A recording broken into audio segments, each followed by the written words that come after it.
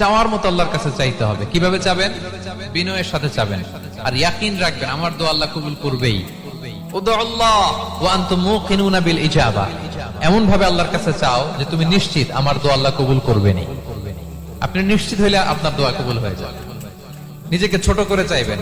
ফাসআলুল্লাহ বিবুতুনি আকুফিকুম, বিষ্ণু বলেন তোমাদের হাতের তালুগুলো উপরের দিকে, ভিক্ষুকরা যেমন চায় স্যার 2 দিন ধরে কিছু খাই নাই স্যার, 2টা টাকা দেন, এই যে ভাবে যে চায় হাত পাতে, এরকম হাতের তালুগুলো উপরের দিকে করে ভিক্ষুকের মতো আল্লাহর কাছে চাও। হাত না তুলেও দোয়া করা যায়, হাত তুলেও করা যায়, কিন্তু বিষ্ণু বলেন হাত তুলে চাও, কারণ ইন্নাল্লাহা হাইয়ুন কারীম, আল্লাহ বড় লাজুক এবং লজ্জাশীল। বান্দা যখন হাত তুলে ভিক্ষুকের মতো কিছু চায়, ওই হাত খালি হাতে ফিরিয়ে দিতে আল্লাহ লজ্জা লাগে, খালি হাতে ফিরিয়ে দিতে আল্লাহ লজ্জা পান। হাত তুলে চাইবেন। দোয়াতে আল্লাহর নামগুলো ধরে ধরে ডাকুন, ইয়া আল্লাহ, ইয়া রহমান, ইয়া রহিম, ইয়া হাইয়ু, ইয়া কাইয়ুম বিরহমাতিকা আস্তাগীথ।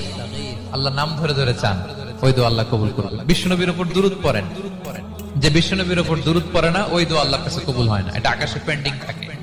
কুল্লু দুআ মুআল্লাক মাহজুব বাইনাস সামাই ওয়াল আরদি মা লাম ইউসাল্লা আলাইয়া।